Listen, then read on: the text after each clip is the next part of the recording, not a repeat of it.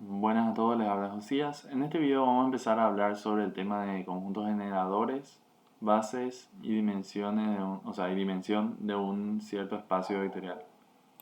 Entonces, cuando hablamos de un conjunto generador, nos estamos refiriendo a un conjunto de vectores que nos generan cierto espacio vectorial cuando nosotros em, obtenemos su envolvente lineal.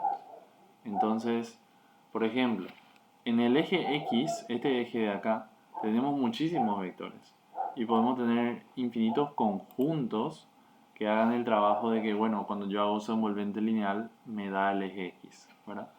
Y acá tenemos algunos ejemplos. Tenemos el vector 1, 0 solito, tenemos el vector 1, 0 con el vector 2, 0, tenemos el vector 0, 0 con el vector 3, 0.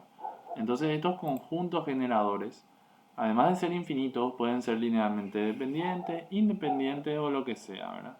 Tipo, básicamente tenemos infinitos conjuntos generadores y eso es lo que tenemos que entender, ¿verdad? ¿Y cómo se genera? Tipo, se genera a través de la envolvente lineal. Y bueno, luego, cuando queremos hablar de bases, esa ya es otra historia.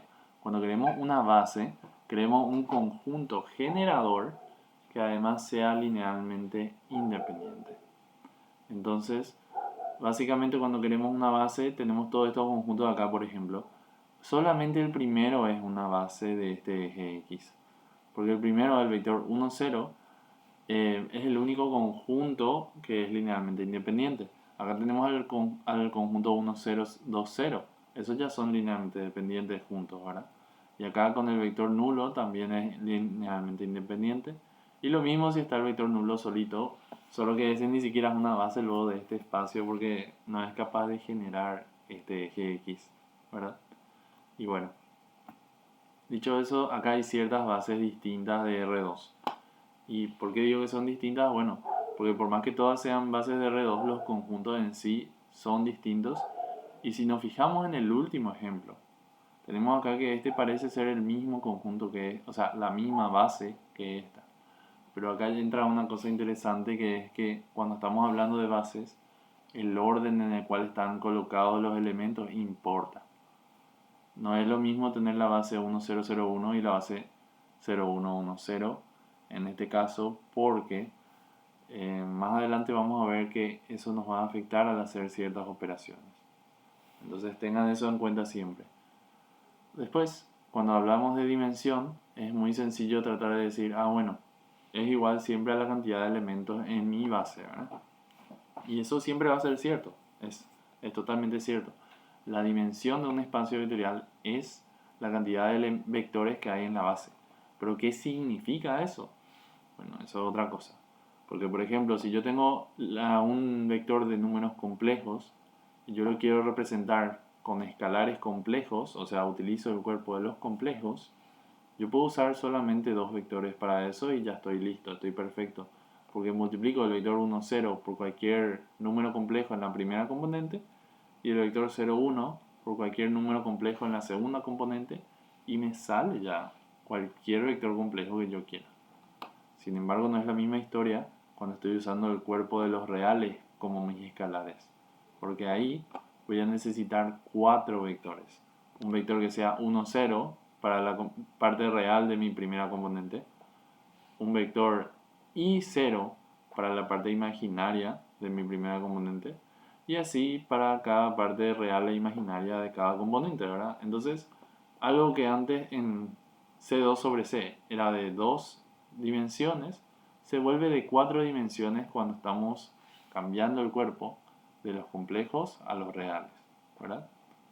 Y bueno, básicamente esa es la noción que quiero que le entiendan también, porque el cuerpo afecta mucho a la dimensión del espacio, que está relacionado con la cantidad de vectores que yo necesito para generar el espacio.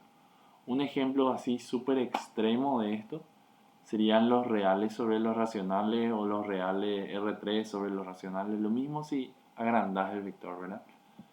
Tipo, yo para poder generar a todos los números reales con, con vectores reales utilizando escalares racionales, yo voy a necesitar infinitos vectores. Porque hay infinitos números irracionales Y lo interesante de eso es que con escalares racionales yo jamás voy a poder conseguir un número irracional distinto o sea, no voy a poder conseguir todos los números irracionales distintos que hay utilizando una cantidad finita de números irracionales, ¿verdad? Esto se va a volver infinito. Y bueno, eso ya es un poco complicado, no vamos a entrar en eso, pero es un ejemplo así extremo de esto que estaba explicándoles recién. Vamos a pasar a un ejercicio como como para poder centrar mejor estas ideas. En este ejemplo de acá nos dice que determinemos si estos tres vectores de acá constituyen una base de R3 o no. Y bueno, ¿cómo hacemos eso? Vamos a ponerle en unas filas de una matriz, vamos a escalonar y de esa forma vamos a darnos cuenta si es que estos tres vectores forman un conjunto linealmente independiente o uno dependiente. Va a ser dependiente si alguno de ellos se elimina, significando que era combinación de los otros. Y va a ser independiente si es que ninguno de ellos se elimina. Entonces vamos a hacer eso. Bueno, entonces hice mi escalonado y obtuve que conseguí tres pivotes. Y al conseguir tres pivotes no hay forma de que yo siga reduciendo, ¿verdad? Y alguna de estas filas desaparezca. Porque estos tres por lo menos siempre van a estar ahí. Entonces voy a llegar a la conclusión que básicamente este es un conjunto linealmente independiente y por tanto esto forma una base de R3. Entonces vamos a escribirlo acá como conclusión, ¿verdad? V y W forman una base de R3. Perfecto, vamos a pasar a otro ejercicio.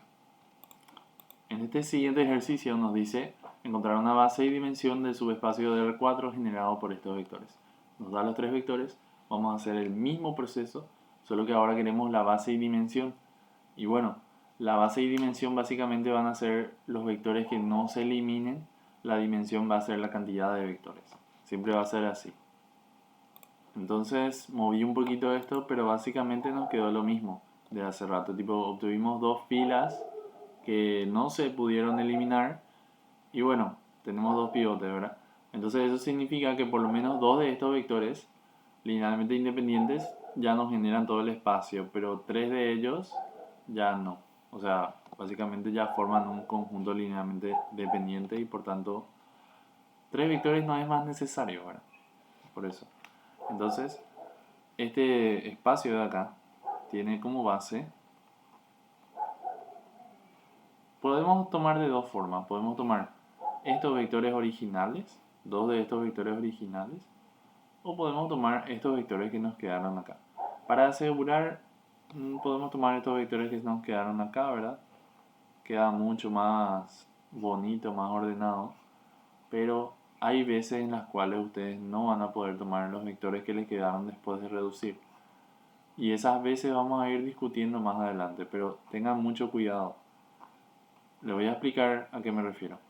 Nosotros estamos poniendo acá vectores como filas y es por eso que yo cuando reduzco por filas puedo agarrar lo que me resultó de hacer esa reducción por filas. Sin embargo, si mis vectores estaban como columnas, no está bien de mi lado tomar bueno, me quedó un pivot acá, me quedó un pivot acá, voy a tomar las primeras columnas. No, yo estoy escalonando por filas. Entonces, si no estoy tomando nada de las filas del original, bueno, estaría mal mi análisis, básicamente. Vamos a ir a un último ejercicio. En este último ejercicio es muy parecido al anterior, ¿verdad? Nos dice encontrar una base de dimensión para el espacio generado por estos tres vectores. Estos son polinomios que son un subconjunto de P2, ¿verdad? El espacio de los polinomios de grado menor o igual a 2. Y tenemos tres de ellos. Y bueno, básicamente nos dice si nosotros queremos una base de este espacio. Es bastante útil para nosotros decir lo siguiente. Primero que nada, todos estos vectores son no nulos, lo que es bastante útil. Y segundo, cualquier par de ellos forma un conjunto de ley. Eso es algo que yo estuve notando, ¿verdad? Pero es muy sencillo de ver. Tipo, si yo le multiplico a este vector de acá por menos 5, acá me pone menos 5, acá me pone 5 positivo, eso ya es distinto de menos 4. Ah, bueno, no son así directamente combinación uno del otro. Y lo mismo va a pasar sea cual sea que tomemos. Entonces lo que yo voy a hacer para este ejercicio en particular es tratar de generar este tercer vector con estos dos primeros. Y si este tercer vector es combinación de los dos primeros, yo ya no necesito a este tercer vector en una base porque ya no aporta nada. Entonces voy a escribir un poquito y vuelvo. Bueno, entonces lo que hice fue lo siguiente. Escribí a una combinación de P y Q y ahí igualé eso al vector R, ¿verdad? Y básicamente, luego de organizar esto de otra forma, llegué a la conclusión de que estas ecuaciones se tienen que cumplir para que este vector sea una combinación de estos dos vectores, ¿verdad? Entonces es lo mismo que estábamos haciendo en la clase pasada. Ahora voy a tratar de resolver este sistema, hallar los valores de alfa y beta y ver si realmente este sistema tiene solución o no. Porque si no tiene solución, bueno, entonces estos tres vectores son linealmente independientes. Luego de escalonar todo el sistema, llegué a esta parte de acá, que básicamente me dice que como no hay ninguna inconsistencia en esta última fila, eso quiere decir que este sistema tiene solución. Y como tenemos acá la solución, bueno, la solución sería alfa igual a 1, beta igual a 1. O sea, la suma de estos dos polinomios nos da este tercer polinomio de acá. Y efectivamente a simple vista, si nos fijamos, eso es cierto. Sin embargo, en un caso en particular donde era difícil ver eso, tal vez no iba a ser tan sencillo. Pero como el tercero es combinación de los dos primeros, ya no necesito al tercero. Y finalmente la base y dimensión va a ser la siguiente. Si yo quiero una base, voy a tener que eso va a ser igual al conjunto P, Q, donde esos son polinomios, ¿verdad?